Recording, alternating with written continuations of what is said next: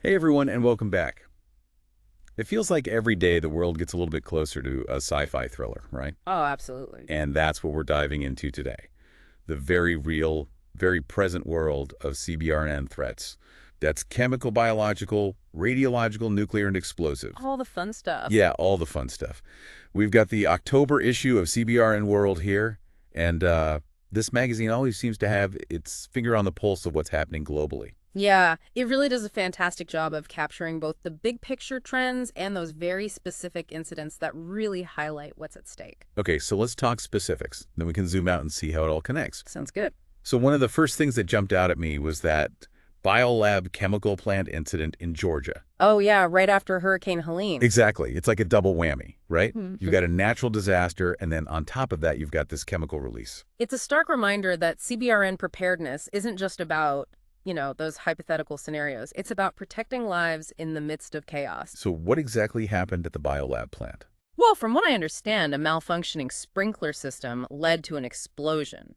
And that caused a release of chlorine and other chemicals. How bad was it? Pretty bad. They had to evacuate something like 17,000 people. Wow, that's a lot of people. Yeah. And it makes you think about all the different ways these threats can emerge. Right. And the magazine does a great job of highlighting that diversity. Yeah, like contrasting the Biolab incident with the CBRN challenges they're facing in places like Gaza. Talk about a completely different set of pressures. You've got damaged infrastructure, limited intel, potentially hostile environments. It's not like a controlled industrial setting at all. Not even close. So how do you even begin to prepare for something like that? Well, it really underscores the need for flexible and adaptable strategies. What works in one context might not be effective in another, so we need to be thinking about a more versatile approach. And it seems like the Threat Watch and CNR News sections of the magazine really reinforce that point. Oh, absolutely. You've got radioactive rocks turning up at schools, explosions in parks, even potential water poisoning plots. It's a lot to keep track of. It really is. It paints a pretty intense picture of the world we live in. But, if we look for trends, it seems like these incidents aren't just random events. What do you mean? I think there's a growing awareness of these threats, and that's leading to an increase in incidents being reported, almost like we're getting better at recognizing these dangers. So it's not necessarily that there are more threats, but maybe that we're just more aware of them now. That's my take. And that's actually a good thing. Awareness is the first step to preparedness. I like that. More awareness, more preparedness. That's a positive spin on a somewhat scary topic. Right. And thankfully, while the threats are evolving, so are the solutions. The technology being developed to counter these threats is pretty incredible. Okay, let's talk tech, because this is where things get really interesting. Right. I was blown away by the FLIR identifier R425 UW underwater radiation detection. That's straight out of a spy movie. I know, right? But think about the real-world applications. Ports, nuclear submarines, even monitoring for environmental contamination.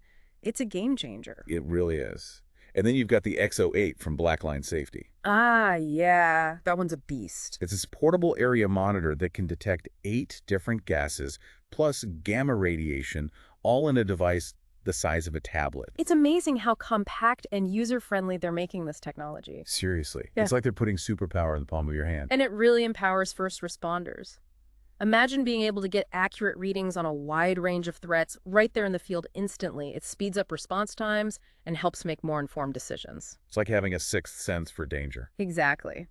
And the magazine also talks about some major advancements in nerve agent countermeasures. Yeah, that RNase system being developed by Battelle and CMC Pharmaceuticals seems particularly promising. Absolutely. Nerve agents are terrifying, and having those readily available countermeasures could literally be the difference between life and death. It's like a race against time in those situations. And it's not just those specific technologies. It seems like innovation is happening on so many fronts. It really is. We're seeing advancements in UXO detection software, robotics, AI, sensor technology. Like every aspect of this field is being revolutionized. And it's not just about individual gadgets either. It's Yeah. about weaving these different technologies together into comprehensive systems. Like a high-tech safety net being built around the world. Exactly. Which brings me to something that's been on my mind a lot lately, biosecurity. Ah, yes. The big question mark looming over all these advancements. Exactly.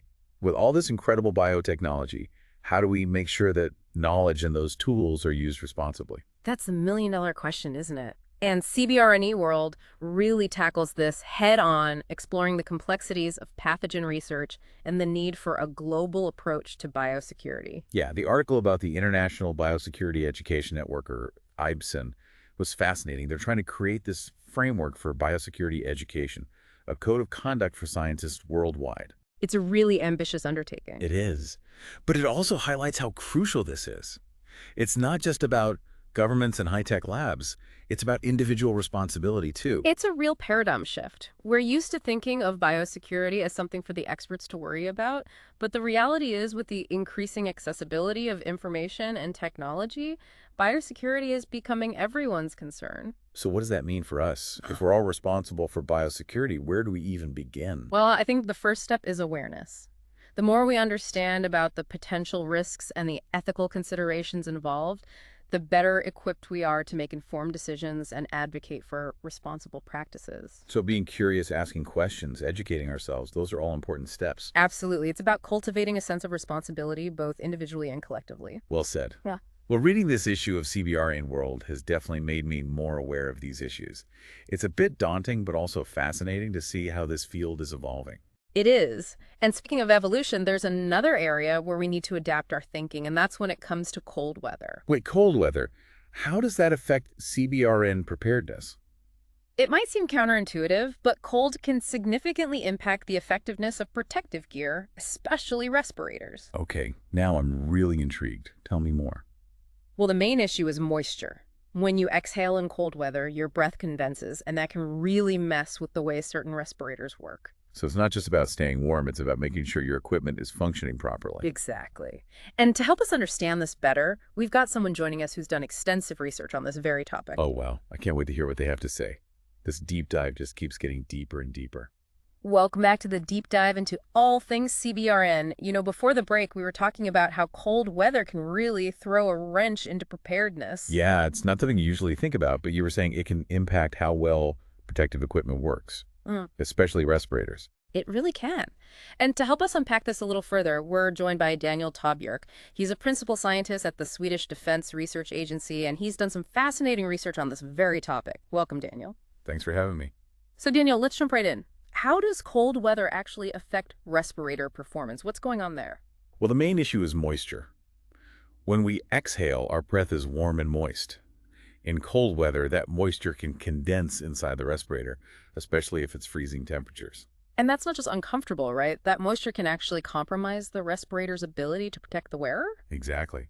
You see, many respirators, like those using FFP2 and FFP3 masks, rely on an electrostatic charge to trap particles. You can think of it like a balloon sticking to a wall because of static electricity. Okay, so the mask has this static cling that helps grab those tiny, dangerous particles. Precisely. But when that moisture from our breath condenses inside the mask, it can disrupt that electrostatic charge. The filter essentially gets waterlogged, and it becomes less effective at trapping those harmful particles, particularly the smaller ones. So it's like the filter is losing its grip, letting those tiny particles slip through. That's a great way to put it. Yeah. And to make matters worse, if the temperature is low enough that moisture can actually freeze inside the filter and completely block airflow. Imagine trying to breathe through a block of ice. Yeah, that doesn't sound good at all. Yeah. So even something as simple as breathing can become a problem in cold weather.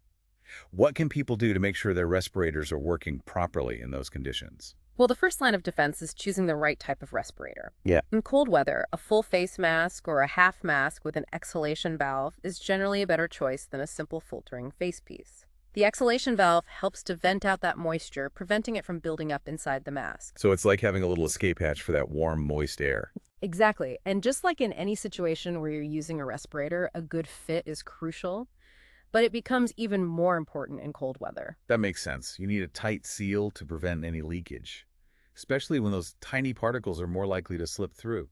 Precisely. The problem is that the materials of the mask, the plastic and rubber parts, can become stiff in the cold, which can affect the fit. So it's best to fit the mask at room temperature if possible, and let it warm up to the wearer's skin temperature before use. That's a great tip. And just a reminder for everyone, it's always important to check the manufacturer's instructions for your specific respirator model. Absolutely. Different respirators have different operating parameters, so you always want to consult the guidelines to make sure you're using it correctly and safely. Daniel, you mentioned earlier that moisture buildup can affect the filter's ability to trap particles. Does that mean respirators need to be replaced more often in cold weather? Yes, that's a good point. Because of the moisture accumulation and a potential freezing, it's best to replace filters more frequently when you're working in cold environments. Again, check the manufacturer's instructions, but erring on the side of caution is always a good idea when it comes to safety. All of this is so important for anyone working or responding to incidents in cold climates. Daniel, thank you so much for sharing your expertise with us. This has been incredibly insightful. You're very welcome. Now let's shift gears a bit and talk about another crucial aspect of CBRN preparedness biosecurity. After reading about the International Biosecurity Education Network, I'm really struck by this idea that biosecurity is becoming everyone's responsibility. I completely agree. It's a real paradigm shift. In the past, we might have thought of biosecurity in terms of, high security labs and top secret research, but the landscape is changing. That's what's so interesting about this deep dive. It's not just about the technical details. It's about the bigger picture, how these threats are evolving and how our understanding of them needs to evolve too. Exactly. And the IBSEN initiative is a perfect example of that. They're trying to create a global culture of biosecurity, starting with a code of conduct for scientists and a framework for education that can reach people all over the world. It makes you wonder, if we're all responsible for biosecurity now, what can we as individuals actually do to contribute to a safer world? What are some concrete actions we can take? That's a great question. And I think it starts with awareness, like you said, staying informed about the latest developments in biotechnology, understanding the potential risks, and being mindful of the ethical implications. It's about cultivating that sense of responsibility. So being curious, asking questions, educating ourselves, those are all important steps. And I guess that's what we're trying to do here, right? Helping people understand these complex issues and empowering them to make informed decisions. Absolutely. And beyond just staying informed, we can also advocate for policies that promote responsible innovation and biosecurity best practices. We can support organizations like IBSEN that are working to build a safer future. Even simple things like being mindful of information security and reporting suspicious activity can make a difference. It's a bit overwhelming to think about all the potential threats out there. But you're right, knowledge is power. And the more we understand, the better equipped we are to navigate these challenges. It's all about taking those small steps one by one. Individually, they might seem insignificant, but collectively, they can create a ripple effect. Well said. This deep dive has really highlighted the interconnectedness of everything from technological advancements to individual actions. It's a reminder that we're all part of this complex web. And that brings us to another point of interconnectedness, a very practical one: training and response. How do we actually prepare for these CBRN threats? How do we make sure our response is effective when every second counts? That's a great segue, because the next section of the magazine focuses on some really innovative approaches to training, including virtual reality simulations and the use of digital twins. I'm really curious to hear your take on these developments. Me too. And you know what? That case study about the Amerithrax investigation really drove home the importance of seamless communication and coordination during a CBRN response. Oh, you're talking about those anthrax attacks in the U.S. back in 2001. Exactly. The investigation revealed some operational breakdowns, particularly between the teams collecting evidence and the labs analyzing it. It underscores the need for integrated systems and clear communication protocols. It makes you realize that preparedness isn't just about having the right equipment or technology. It's about having the right systems in place and ensuring everyone is on the same page. Absolutely. It's about teamwork, coordination, and the ability to adapt to rapidly changing situations. Well, it seems like we've stumbled upon another fascinating thread to unravel. This deep dive just keeps getting deeper. But before we get too carried away, we're going to take a short break. Stay with us, because when we come back, we'll delve into the world of CBRN training and explore how technology is revolutionizing the way we prepare for these complex threats. Welcome back to the deep dive. As we've been exploring these CBRN topics from the October issue of CBRN World, one thing that keeps coming up is this balance between technology and the human element. Oh, definitely. We can have all the fancy gadgets and systems in the world, but ultimately it's people who are making the decisions and taking action. It's like we're in this constant dance between innovation and human expertise. Exactly. And that brings us back to training and response. How do we make sure those on the front lines are prepared for the complexities of a CBRN event? Well, the magazine highlights some really interesting approaches. I was particularly fascinated by that article about the virtual reality training center in the Philippines. Mhm.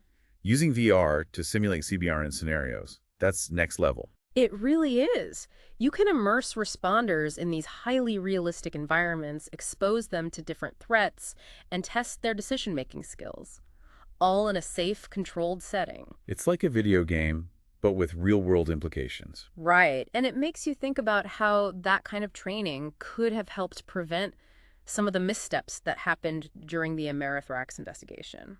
Remember how we talked about those communication breakdowns between the field teams and the labs? Yeah, maybe with more integrated training where different agencies could practice working together in that virtual environment, some of those issues could have been ironed out beforehand. It's all about building those communication pathways and fostering a sense of teamwork before you're actually in the hot zone. Preparedness isn't just about having the right gear. Yeah, It's about having those systems in place and making sure everyone is on the same page. absolutely. And even with the best training, responding to a real CBRN incident is never going to be easy. There are always going to be curveballs and split-second decisions that have to be made under immense pressure. Which is why the magazine also talks about the use of digital twins for scenario-based training. Now, that's a concept I'm really excited about. Imagine having a virtual replica of a city or a critical infrastructure site complete with all its systems and vulnerabilities. You could run simulations of different attacks, test response strategies, and really pinpoint weak spots. It's like having a crystal ball that lets you preview potential disasters. And the magazine suggests that digital twins can be used not just for training, but for real-time decision support during an actual incident. It's incredible how technology is transforming every aspect of this field, from detection and protection to training and response. And it's evolving so rapidly, it's hard to keep up. Which is why resources like CBRN World are so valuable. They help curate the most relevant information and insights. Speaking of insights, one thing that really stood out to me was this emphasis on individual responsibility. Yeah, it's a recurring theme, isn't it? From biosecurity to personal protective equipment, it's clear that everyone has a role to play in making the world safer. It's almost empowering. Yeah. We're not just passive bystanders. We can make choices, take actions, and advocate for change. Even something as simple as staying informed is a step in the right direction. Absolutely. Knowledge is power, and the more we understand, the better equipped we are to navigate these challenges. Well, this deep dive has given us a lot to think about, from emerging threats and technological advancements to the importance of training and the evolving concept of individual responsibility. It's been a whirlwind of information. It has, but it's also been incredibly insightful. And as we wrap up, I'd like to leave our listeners with this question. In a world that feels increasingly complex and unpredictable, what actions can you take, even small ones, to contribute to a safer future? It's a question worth pondering. It is. Keep asking those questions, stay curious, and remember we're all in this together. That's a wrap on this deep dive into the world of CBRN. Thanks for joining us, and we'll see you next time for another fascinating exploration.